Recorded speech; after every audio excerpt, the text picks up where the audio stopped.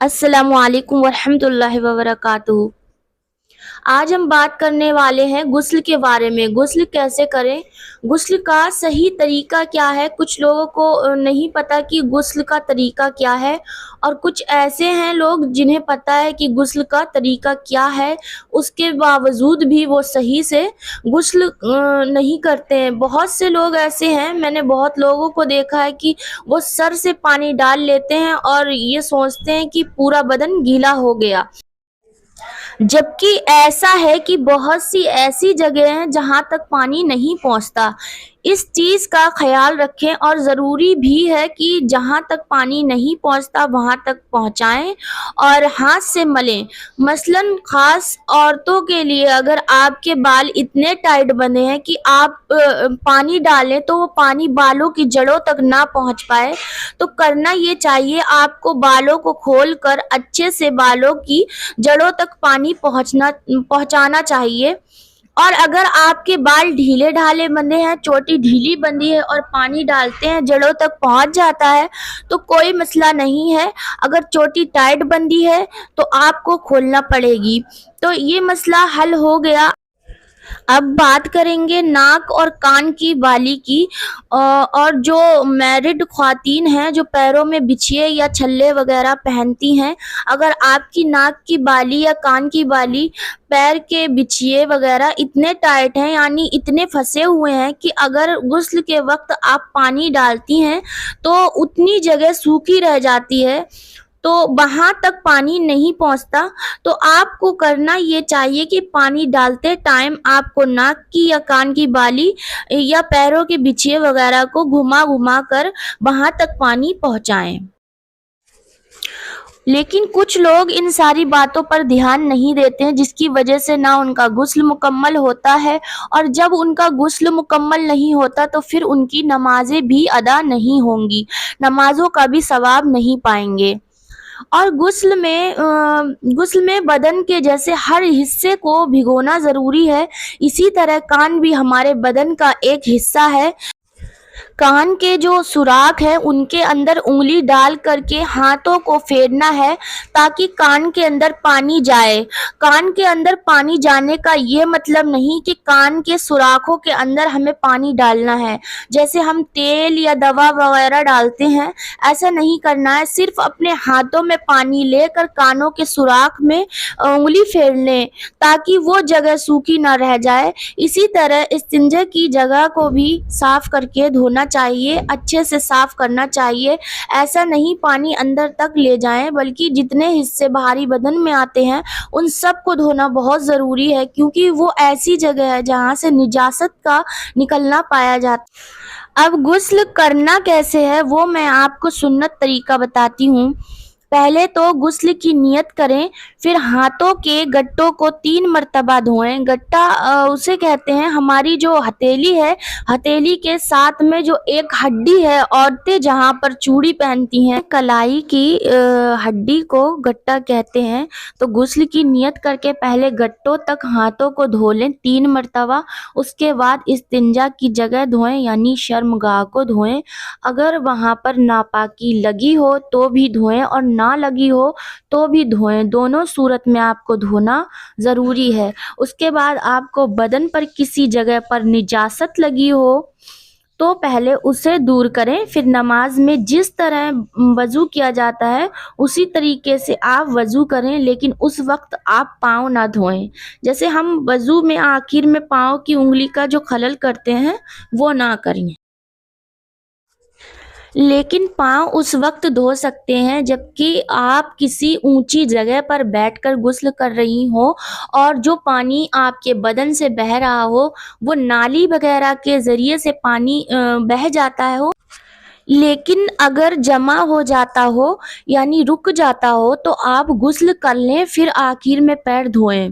उसके बाद पानी को तेल की तरह बदन पर मलना है, और ख़ास तौर पर जाड़े के मौसम में सर्दियों के मौसम में, क्योंकि सर्दी के मौसम में बदन के आज़ा जो है, बदन का हिस्सा जो वो सूख जाता है, ड्राइनेस आ जाती है, जिसकी वजह से सिर्फ पानी ऊपर से बहा लेने से बदन के बहुत सारे ऐसे हिस्से हैं कि जहाँ तक पानी नहीं पहुँचता।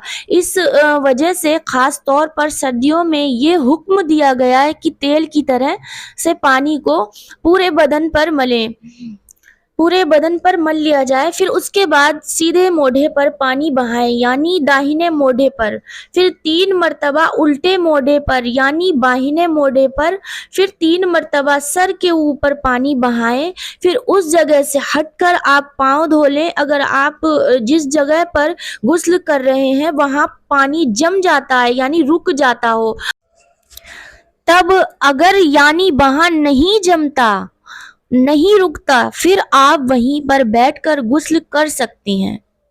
तो ये था गुस्ल का मुकम्मल तरीका।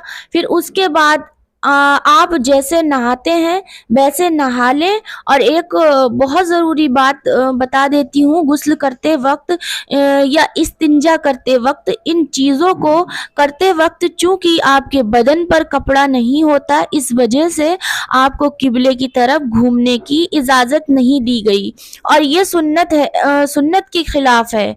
क्योंकि किबले की तरफ घूमना, ये इंसान जब कपड़े के साथ हो यानी लिबास के साथ हो, उस वक्त वो उधर रुख करे, क्योंकि अल्लाह रब्बुल इज़्ज़त का वो घर होता है, और उधर कोई बगैर कपड़े के रुख करे तो ये बात पसंद नहीं की जाती है। इसी वजह से सुन्नत के खिलाफ इसको कहा गया है। और नहाने के लिए ये भी एहतियात रखें कि आप ऐसी जगह नहाएं कि किसी की तुम पर नज़र ना पड़े। ख़ास कर औरतें इस बात का ख्याल रखें कि किसी मर्द की नज़र उन पर ना पड़े, यहाँ तक कि आसमान से भी पर्दा करें, आसमान से भी उन पर किसी की नज़र ना पड़े, ना परिंदों की और ना ही किसी और की। गुस्ल करते वक्त बातें भी ना करें और ना ही कोई दुआ पढ़ें। आम तौर पर बहुत मशहूर है, बच्चों को जब माएँ गुस्ल देती हैं फिर बच्चों से कहती हैं बेटा पढ़ो ला इलाहा इल्लल्लाह मुहम्मद रसूलुल्लाह। तो ये बिल्कुल जाहिलाना रस्म रिवाज है, क्योंकि गुस्ल करते वक्त बंदा जो है कपड़े नहीं पहना होता है, और अल्लाह रब्बुल इज़्ज़त ने हमारे लिए 2 फरिश्तों को मुकर्रर किया है जो हर वक्त हमारे साथ मौजूद होते हैं, और वो जिस वक्त हम गुस्ल करते हैं या क़ज़ाए हाजत के लिए जाते हैं, उस वक्त वो फरिश्ते इंसानों के बदन से हट जाते हैं और कहीं दूसरी जगह पर जाकर इंतज़ार करते हैं कि जब ये काम मुकम्मल हो जाएगा तो फिर दोबारा से वो फरिश्ते जो हमारे दाहिने और बाएं कंधों पर बैठे होते हैं, जो हमारे आमाल लिखते हैं, उन फरिश्तों को वो फरिश्ते उस जगह से हट जाते हैं। वो जब वो काम मुकम्मल हो जाता है, जब बंदा जो है इस्तिंजा वगैरह से फारिग हो जाता है या फिर गुस्ल से फारिग हो जाता है, तो फरिश्ते जो है कंधों पर आकर बैठ जाते हैं फिर से, क्योंकि फरिश्ते जो हैं शर्म महसूस करते हैं कि बंदे को इस हालत में देखें।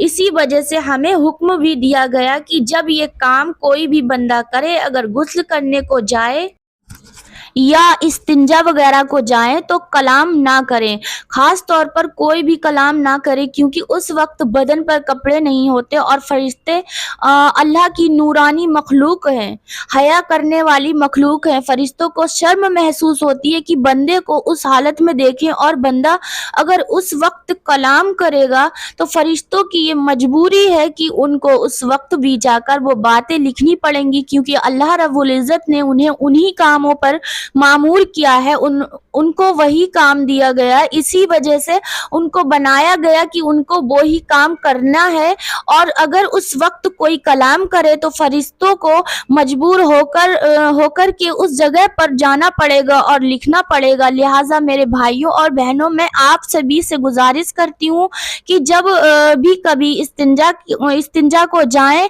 या गुस्ल को जाएं तो फिर कलाम ना करें जब तक ये आपके जिस्म पर कपड़े ना हो। और मैं उन माओं से भी ये गुजारिश करती हूँ जो अपने बच्चों को गुस्ल देते वक्त कलमा पढ़ाती हैं, आप दिन भर में आप किसी भी वक्त पढ़ाएं। बच्चों को सोते उठते चलते फिरते हर वक्त पढ़ाएं, लेकिन गुस्ल के वक्त ना पढ़ाएं, क्योंकि फरिश्ते नूरानी मखलूक हैं, वो शर्म करते हैं। लिहाजा हमें भी ये हुक्म दिया गया कि वो तुमसे शर्म करते हैं तो तुम भी उनसे शर्म करो और उन्हें मजबूर ना करो कि वो उस हालत में वो तुम्हारे नजदीक आए और वो चीजें लिखनी पड़े।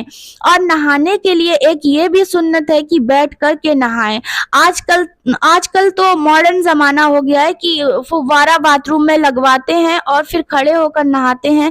ऐसा करने से मनादी फरमाई गई है, लिहाजा खड़े होकर ना नहाएं, बैठकर नहाएं और नहाकर फौरन बाद कपड़े पहन लें, नंगे ना रहें। तो उम्मीद करती हूँ कि आप लोगों को ये सारे मसले अच्छे से समझ आए होंगे। तो वीडियो को लाइक करें और हमारे चैनल पर नए हो तो हमारे चैनल राइमा फातिमा की अनोखी दुनिया को सब्सक्राइब करें और बेल आइकन को भी क्लिक करें, ताकि जो भी मैं इस तरह की वीडियो बनाऊं तो सबसे पहले उसका नोटिफिकेशन आपको मिले। और वीडियो को ज़्यादा से ज़्यादा शेयर करें, ताकि जिन लोगों को गुस्ल का तरीका ना पता हो तो उन्हें भी पता हो जाए, और जो गुस्ल अभी तक गलत तरीके से करते हो तो वो भी अपनी गलतियों को सुधार लें, और जो छोटी छोटी बातें गुस्ल से रिलेटेड हैं वो भी उनको मालूम हो जाए।